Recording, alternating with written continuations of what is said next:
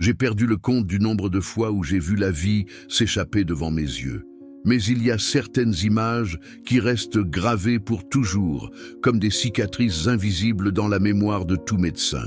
J'entends encore le silence lourd de cette salle, le son des moniteurs marquant l'absence de respiration et les sanglots étouffés d'une mère qui croyait avoir perdu son nouveau-né. Je m'appelle Ricardo Martin. Je suis médecin depuis plus de 20 ans, spécialisé en chirurgie générale et en soins intensifs. À l'hôpital, j'ai vécu des nuits qui ressemblaient à de véritables champs de bataille, où nous luttions contre le temps pour sauver des vies. Et même après tout ce temps, je suis encore surpris par des situations qui défient toute explication scientifique. La médecine nous donne des outils, des techniques, des protocoles, mais il y a des moments où tout cela ne suffit tout simplement pas. Et c'est précisément dans ces instants, quand la science atteint ses limites, que nous sommes témoins d'événements qui transforment non seulement la vie du patient, mais aussi celle de tous ceux qui l'entourent. Aujourd'hui, je vais vous raconter une de ces histoires. Ce n'est pas une anecdote, ce n'est pas une exagération. C'est un récit réel, vécu par moi et par toute une équipe qui n'a jamais oublié ce qu'elle a vu cette nuit-là. Un bébé qui a cessé de respirer sous nos yeux et qui est revenu à la vie par un geste impossible à expliquer. Un sourire. Je sais que cela peut sembler incroyable. Peut-être pensez-vous qu'il ne s'agit que d'une coïncidence ou qu'il existe une explication médicale que je n'ai pas encore trouvée. Mais je vous le dis avec tout le sérieux de ma profession. Il existe des choses que la médecine ne parvient pas à traduire en mots techniques.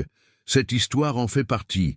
Je veux que vous suiviez chaque détail, car il ne s'agit pas seulement d'un cas clinique, c'est une leçon sur l'espérance, sur la force invisible qui soutient la vie et sur la façon dont, même dans les couloirs froids d'un hôpital, il reste encore une place pour l'inexplicable.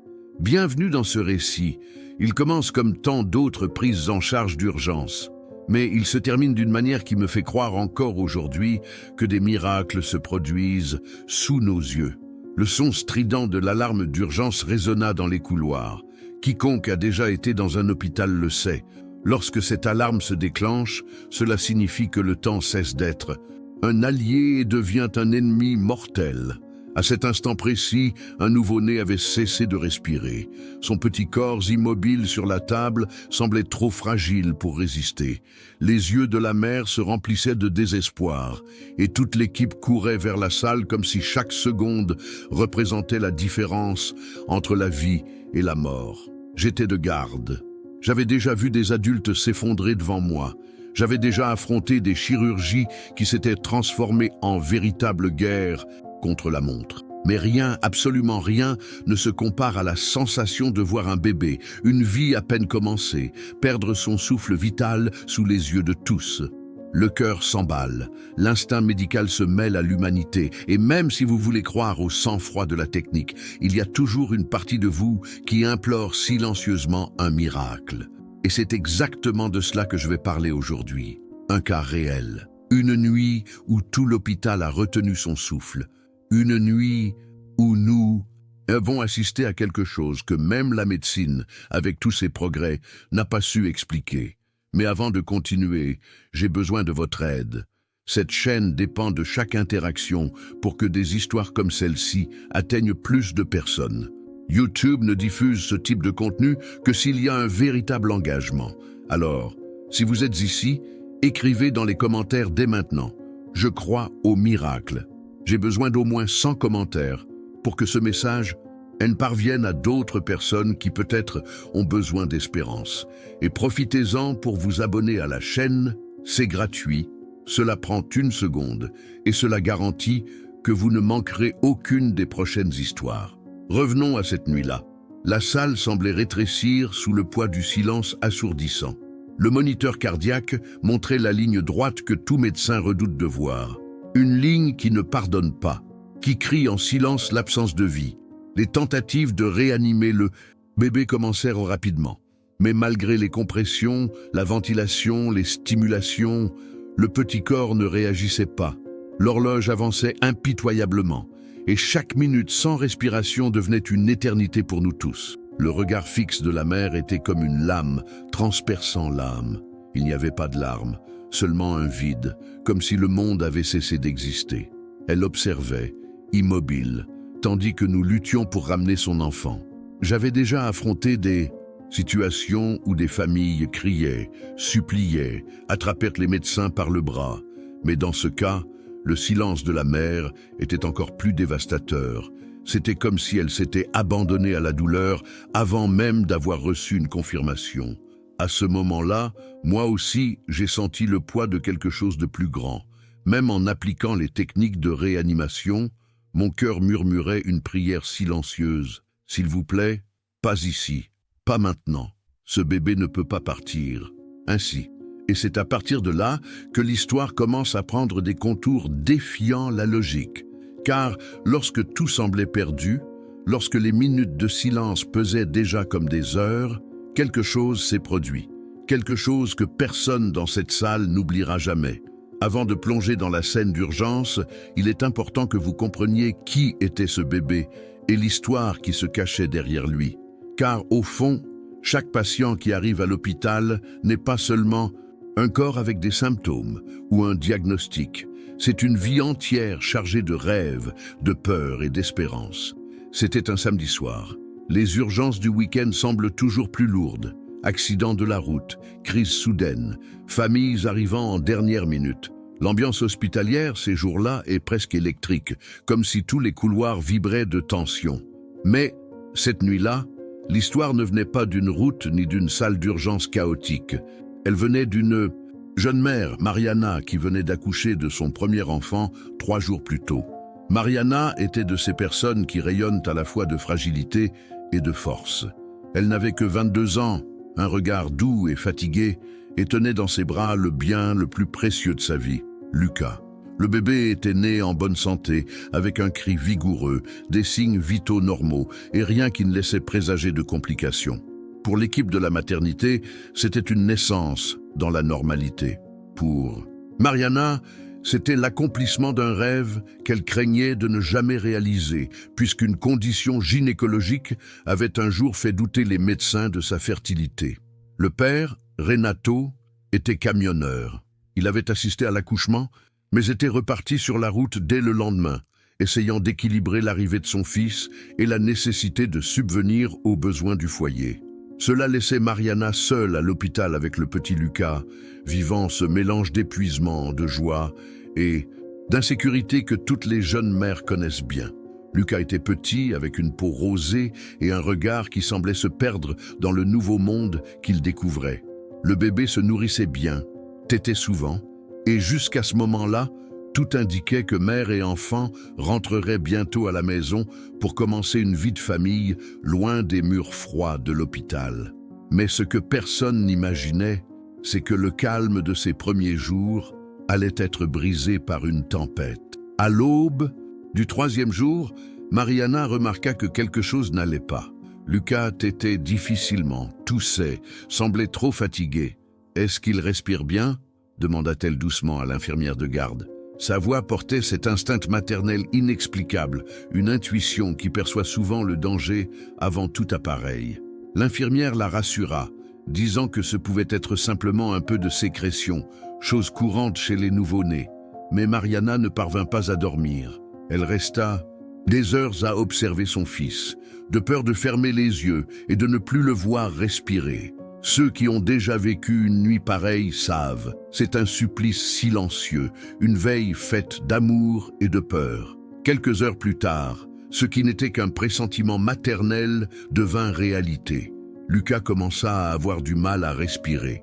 Les mouvements de sa poitrine étaient rapides, désordonnés, comme si chaque inspiration était un combat. La couleur de sa peau, auparavant rosée, commença à pâlir. Et en quelques minutes, ce bébé qui 3 jours plus tôt avait rempli la salle de joie allait devenir le centre d'une lutte désespérée pour la vie. Mariana serra son fils contre elle et appela à l'aide. Sa voix résonnait dans les couloirs, non pas en cris hystériques, mais en supplications chargées de peur. C'est ainsi que l'équipe d'urgence fut alertée. C'est ainsi que la vie de Lucas devint soudain un fil fragile, prêt à se rompre à tout moment. Et c'est à ce moment-là de l'histoire que, moi, en tant que médecin, j'entre en scène. J'ai déclenché le code d'urgence néonatal et j'ai couru vers la salle, sans savoir que j'étais sur le point de vivre l'un des épisodes les plus marquants de ma carrière. Quand je suis arrivé, j'ai trouvé une scène qu'aucun médecin ne souhaite voir. Le petit Lucas, allongé, ne respirait déjà plus régulièrement. Sa poitrine se soulevait de plus en plus faiblement, comme s'il luttait pour conserver le peu d'air qu'il avait encore. Ses yeux étaient mi-clos et sa peau, autrefois rosée, devenait pâle et violacée. Le silence pesant fut brisé par la voix tremblante de Mariana qui murmurait, comme si elle voulait encore croire qu'il ne s'agissait que d'une fausse alerte. « Docteur, il ne respire plus, s'il vous plaît. » À ce moment-là, il n'y avait pas de temps pour réconforter. Chaque seconde d'incertitude pouvait coûter la vie de ce bébé. J'ai ordonné rapidement « Réanimation néonatale ». Il faut commencer tout de suite. L'équipe s'est mobilisée. Une infirmière a réglé l'oxygène, une autre a préparé le matériel de ventilation manuelle. J'ai enfilé mes gants en quelques secondes qui semblaient éternelles et nous avons commencé les manœuvres. Compression thoracique délicate, stimulation tactile, ventilation au masque. Tout selon le protocole, tout comme la science l'enseigne. Mais Lucas ne réagissait pas. Les minutes suivantes furent une descente dans un cauchemar collectif. Le moniteur montrait une ligne presque silencieuse. Les battements étaient faibles, irréguliers, comme si la vie s'échappait de nos mains. Chaque tentative paraissait insuffisante. Chaque intervention résonnait comme un cri dans le vide. Je me souviens d'avoir regardé le visage de Mariana. Elle était immobile, les yeux fixés sur son fils. Elle ne criait pas, elle ne pleurait pas. Elle observait, comme figée dans le temps. Et ce regard en disait plus que 1000 mots. C'était celui d'une mère face à la possibilité de tout perdre. L'équipe échangeait des regards. Il y avait de l'effort, il y avait de la technique, mais aucune réponse. La sensation était celle d'un mur invisible devant nous. Et c'est à ce moment qu'est venue la question que tout médecin redoute. Et si nous n'y arrivons pas? Mon esprit, entraîné à agir avec froideur, ne pouvait éviter la charge émotionnelle. C'était un bébé de 3 jours. 3 jours. Il n'y avait pas de maladie grave diagnostiquée. Aucun antécédent qui puisse expliquer une défaillance aussi soudaine. C'était comme si la vie avait décidé de partir sans prévenir. J'ai poursuivi les manœuvres. 1, 2, 3 mouvements sur la petite poitrine. Ventilation, vérification du pouls. Rien. La salle se remplissait du bruit des appareils, du rythme désespéré des compressions et d'un silence humain qui semblait hurler plus fort que tout. Le temps est cruel dans ces instants. 30 secondes paraissent une éternité. 2 minutes deviennent un abîme. Et nous en étions déjà à plus de 4 minutes de tentative. Je savais ce que cela signifiait de dépasser cette limite. Chaque minute sans oxygène compromet non seulement la vie, mais aussi l'intégrité cérébrale. Même s'il revenait, le risque de séquelles serait énorme. Et, comme médecin, c'est le combat le plus dur, sauver non seulement le corps, mais aussi l'essence de ce que cet être humain pourrait devenir. Mais quelque chose en moi refusait d'abandonner. Pas cette nuit-là, pas devant ce bébé. J'ai continué, et l'équipe avec moi. La sueur coulait sur mon visage, et mes mains, entraînées pour la précision, bougeaient avec la fermeté de celui qui dispute chaque seconde à la mort. Soudain, j'ai remarqué que toute la salle était comme en transe. Infirmières, techniciens, médecins assistants, tous retenaient leur souffle, comme si l'air lui-même avait été aspiré par le désespoir collectif. L'hôpital, à cet instant, semblait réduit à cet unique petit corps qui ne montrait plus aucun signe de lutte. Et c'est alors que la pensée la plus cruelle m'a traversé l'esprit. Et si c'était la fin?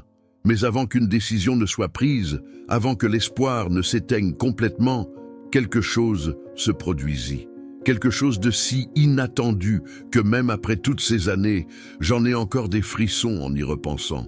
Le temps semblait s'être arrêté. Je regardais le petit corps immobile et j'avais l'impression que chaque seconde résonnait comme un coup de marteau au fond de mon âme. L'équipe continuait les manœuvres, mais l'absence de réponse pesait comme une sentence silencieuse. C'était comme si nous courions contre une horloge invisible et chaque battement cruel réduisait les chances de ramener Lucas. Mes mains restaient fermes sur les compressions, mais à l'intérieur, je sentais déjà l'ombre de l'échec. Les médecins n'aiment pas ce mot, mais il existe, il nous hante dans chaque urgence. Quand la vie s'échappe et que rien de ce que nous faisons n'est suffisant, nous sommes forcés d'affronter les limites de notre humanité. « Fréquence cardiaque ?» demandai-je à l'infirmière à mes côtés. Elle regarda le moniteur, hésita et répondit d'une voix tremblante « Presque rien, docteur. C'est très faible. » Le silence dans la salle était écrasant. C'était comme si tout le monde attendait que je dise quelque chose, n'importe quoi, pour briser ce vide suffocant. Mais à cet instant, même moi je ne savais pas quoi dire.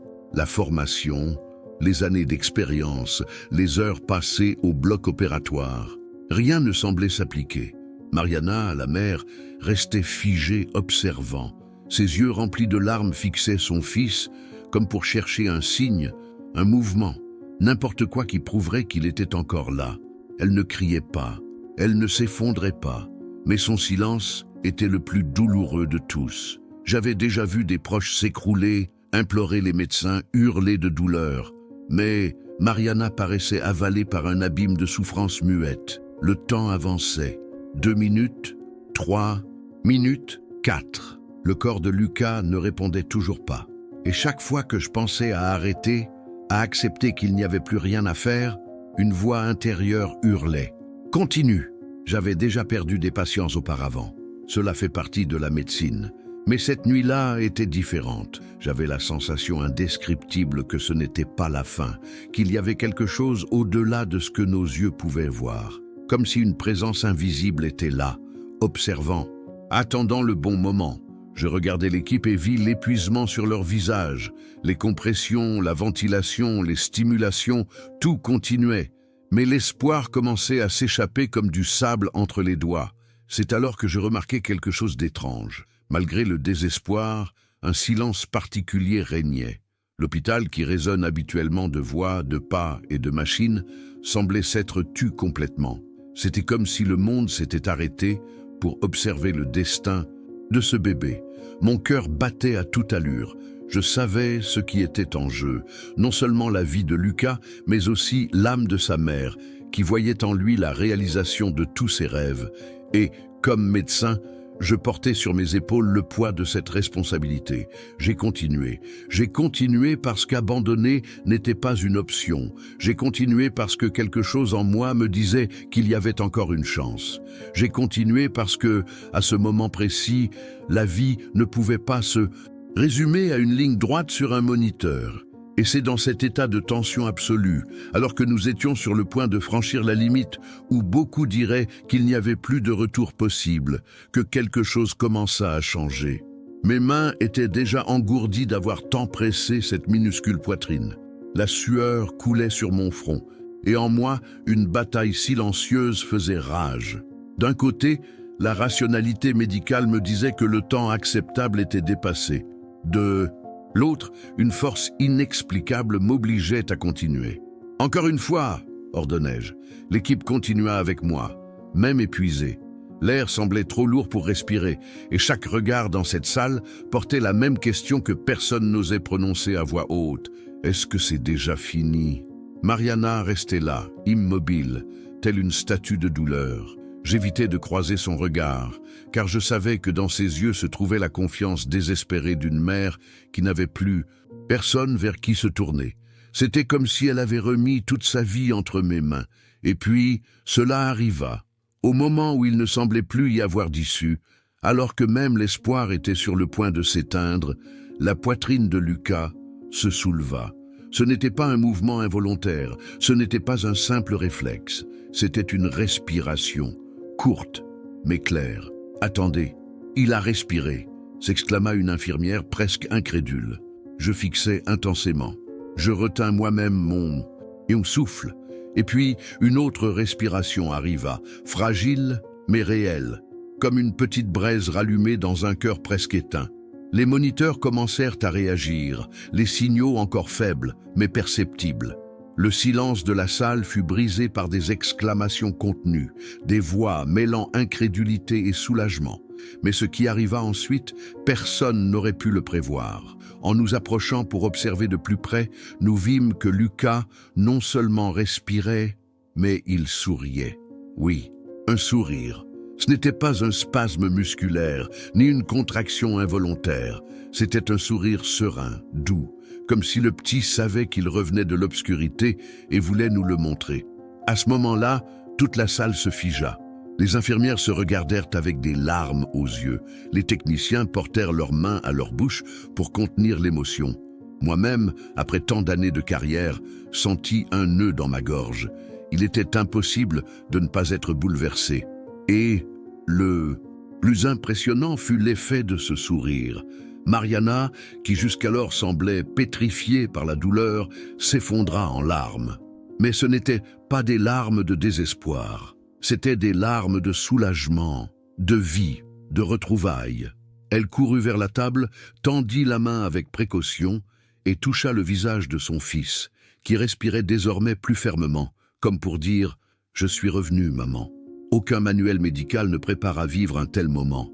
J'ai lu des centaines de livres, étudié d'innombrables cas cliniques, mais jamais je n'avais vu un nouveau-né revenir d'un arrêt respiratoire par un geste aussi symbolique, aussi humain, aussi miraculeux. À cet instant, nous eûmes tous la même sensation. Nous n'étions pas simplement devant une récupération physiologique. Nous étions face à quelque chose de plus grand, quelque chose qui transcendait la science, quelque chose qui touchait l'âme de chacun présent. Le moniteur continuait d'enregistrer les battements, désormais plus réguliers. L'air remplissait à nouveau les poumons du bébé, et le sourire restait là, léger, doux, comme un signe que la vie avait choisi de rester. Ce moment n'appartenait pas seulement à la médecine, il appartenait à la foi, à l'espérance et au mystère qui entoure l'existence humaine. Et moi, un médecin habitué aux statistiques, aux diagnostics et aux protocoles, fut forcé d'admettre: il existe des événements qu'aucune explication scientifique ne peut traduire. Pendant quelques secondes, personne ne put bouger.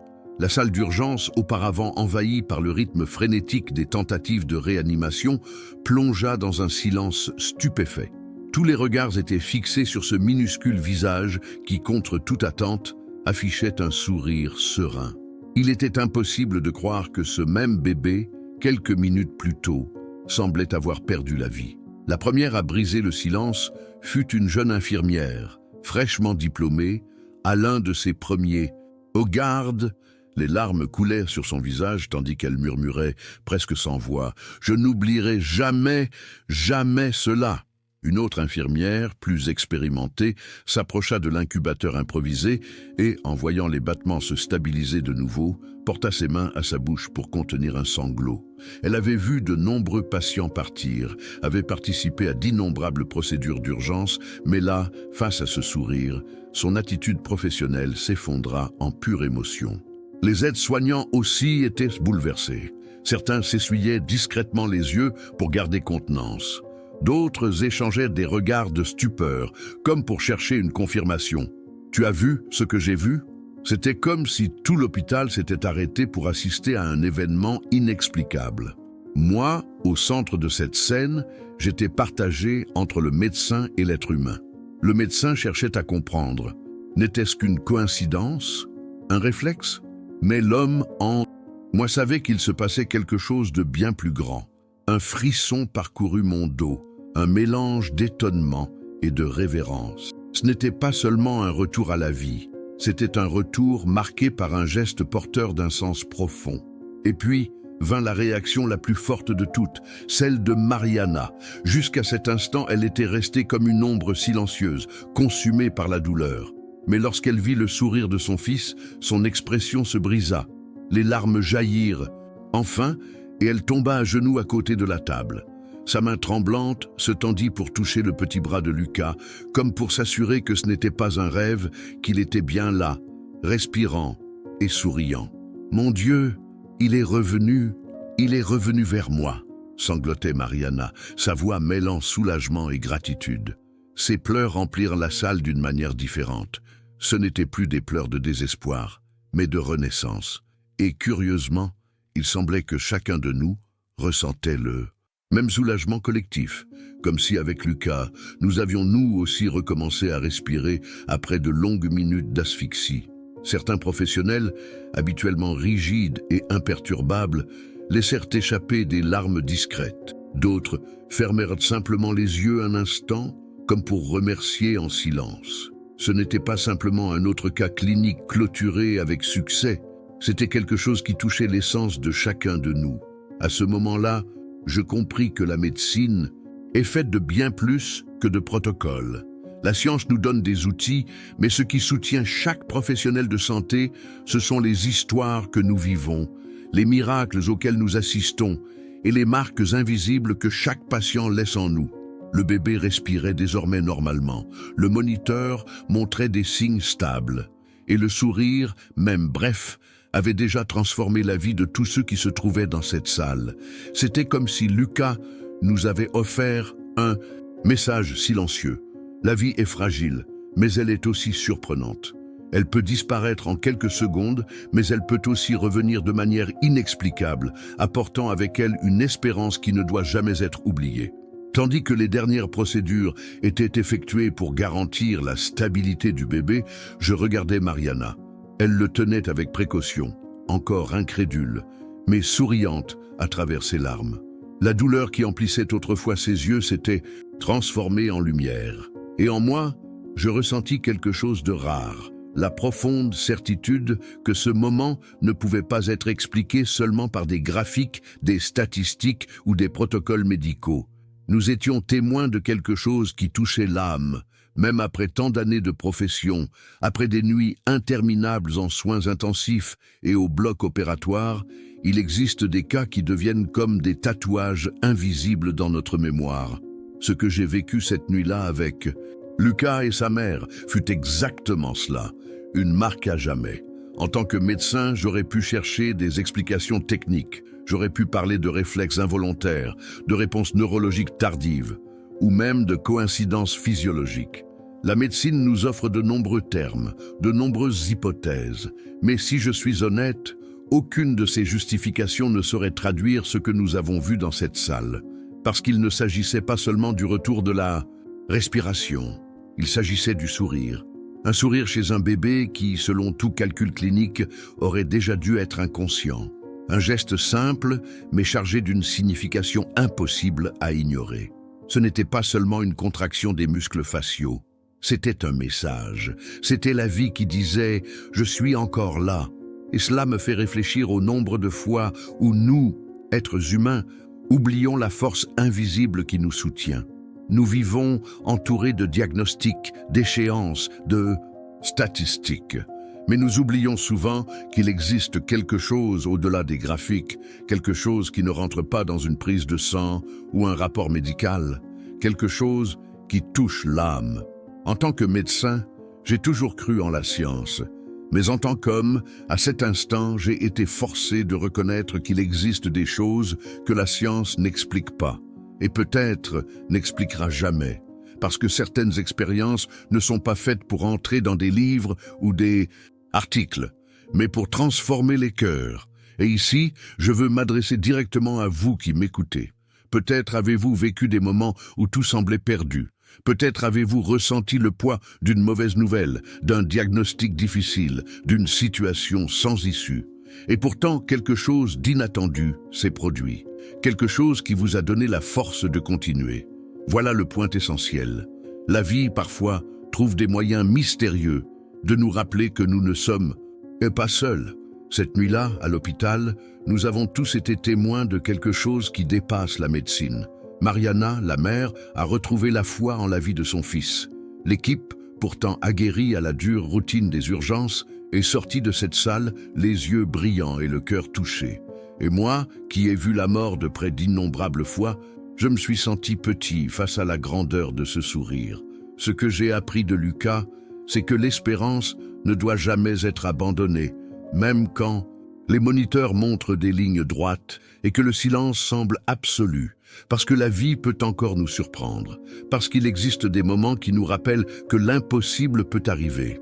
Et si vous écoutez cette histoire aujourd'hui, peut-être est-ce le message dont vous aviez besoin. N'abandonnez pas, croyez.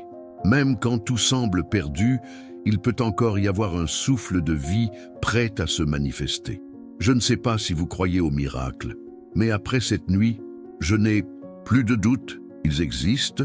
Quand une histoire comme celle-ci se termine, le premier sentiment qui reste est la gratitude. Gratitude d'avoir été témoin de quelque chose qui défie la logique, qui brise les frontières de la science et qui nous rappelle ce qui compte vraiment, la vie. Lucas est revenu, il a respiré et il nous a offert un sourire qui restera à jamais dans nos mémoires. Mais plus qu'un cas clinique, cette nuit fut une leçon d'espérance, de foi et de courage pour continuer, même quand tout semble perdu. Et c'est précisément pour cela que je veux m'adresser à vous maintenant. Si cette histoire a touché votre cœur, si à un moment vous avez retenu votre souffle avec nous dans cette salle, alors j'ai besoin de votre aide. Cette chaîne ne grandit, n'atteint plus de personnes que si vous interagissez. C'est la manière dont YouTube comprend que ce contenu a de la valeur. Alors, faites ceci. Écrivez dans les commentaires « Je crois au miracle ». Cette phrase, en plus d'être un témoignage de foi, m'aidera à atteindre l'objectif d'au moins 100 commentaires. C'est la seule façon pour que l'algorithme transmette cette vidéo à d'autres personnes qui, comme vous, ont peut-être besoin d'un message d'espérance aujourd'hui. Et n'oubliez pas, cliquez sur le bouton d'abonnement. C'est rapide, gratuit, et cela vous garantit de ne manquer aucune des prochaines histoires que je vais partager ici. Chaque semaine, je raconte des cas réels, vécus dans les couloirs des hôpitaux, qui portent non seulement la science, mais aussi l'émotion, la foi et des réflexions profondes. Et bien sûr, laissez votre « j'aime ». Ce simple geste montre à YouTube que ce contenu mérite d'être diffusé. Pensez au nombre de personnes qui pourraient recevoir ce message de vie et de résilience. Votre clic peut être le lien qui leur apporte cette histoire. Maintenant, si vous êtes resté jusqu'ici, j'ai un message spécial pour vous. Ne vous arrêtez pas là. Il y a une autre histoire qui vous attend. Un récit aussi fort que celui-ci qui vous tiendra en haleine du début à la fin. Je ne révélerai pas le titre maintenant. Je veux que vous ressentiez la même curiosité que nous quand nous entrons dans une salle d'urgence sans savoir ce que nous allons trouver. Je peux seulement vous dire une chose, vous ne voudrez pas le manquer. Alors, dès que cette vidéo se termine, cherchez la prochaine ici sur la chaîne. Restez avec moi dans ce voyage d'histoires réelles, car chacune d'elles a le pouvoir de transformer notre regard sur la vie, la foi et même la médecine. Et souvenez-vous, ce qui est arrivé à Lucas n'est pas seulement une histoire d'hôpital. C'est un rappel pour nous tous que la vie est fragile, mais aussi surprenante, que la science est puissante, mais qu'il y a toujours une place pour l'inexplicable. Et qu'au fond, nous ne devons jamais cesser de croire. Écrivez dans les commentaires « Je crois au miracle ». Abonnez-vous et laissez votre « j'aime », parce qu'ensemble, nous pouvons porter ce message encore plus loin. La salle d'urgence retrouva peu à peu son rythme normal. Les appareils furent éteints, les protocoles terminés, et les pas de l'équipe résonnèrent de nouveau dans les couloirs. Mais dans le cœur de chacun d'entre nous, quelque chose avait changé. Car, dans cette petite pièce froide, entre moniteur et masque à oxygène, nous avions été témoins de quelque chose que la médecine ne peut pas inscrire dans des graphiques. Je me souviens encore de la dernière image de cette nuit. Mariana, épuisée, le visage trempé de larmes, tenant Lucas contre sa poitrine. Il respirait calmement, sereinement, comme si rien ne s'était passé. Et, un instant, il sembla même sourire à nouveau, comme pour confirmer le message silencieux qu'il nous avait déjà donné auparavant. En tant que médecin, j'ai appris à faire confiance aux examens, aux chiffres, aux statistiques. Mais en tant qu'être humain, j'ai appris à reconnaître qu'il existe des moments où la vie s'exprime de façon qui dépasse tous les manuels. Et celui-ci en faisait partie.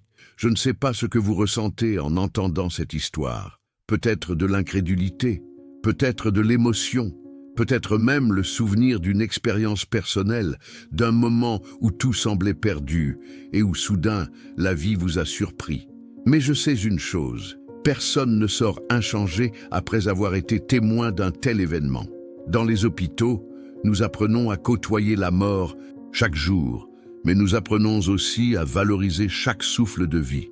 Et quand ce souffle s'accompagne d'un sourire, il est impossible de ne pas croire qu'il existe quelque chose de plus grand, quelque chose d'invisible, qui guide chaque destin. Parfois, nous vivons pressés, distraits, prisonniers des problèmes du quotidien. Mais des histoires comme celle de Lucas et Mariana nous rappellent que tout peut changer en un clin d'œil. Que la vie est fragile, oui, mais qu'elle est aussi capable de se réinventer, de renaître quand on s'y attend le moins. Et peut-être est-ce là la plus grande leçon, ne jamais abandonner, ne jamais perdre la foi. Parce que tant qu'il y a un cœur qui bat, tant qu'il y a quelqu'un prêt à lutter, la vie peut toujours nous surprendre. Cette nuit-là, en quittant l'hôpital, je levai les yeux vers le ciel sombre et silencieux. Et pour la première fois depuis longtemps, j'eus le sentiment que je ne quittais pas seulement un service de garde.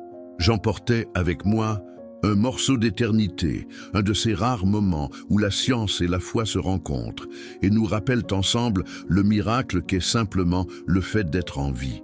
Et c'est avec cette image que je conclus ce récit. Un bébé qui avait cessé de respirer, qui est revenu à la vie et qui, comme pour nous donner un message que nous n'oublierons jamais, nous a offert un sourire.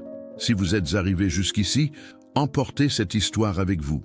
Gardez-la comme un rappel que la vie trouve toujours un chemin, même quand tout semble perdu.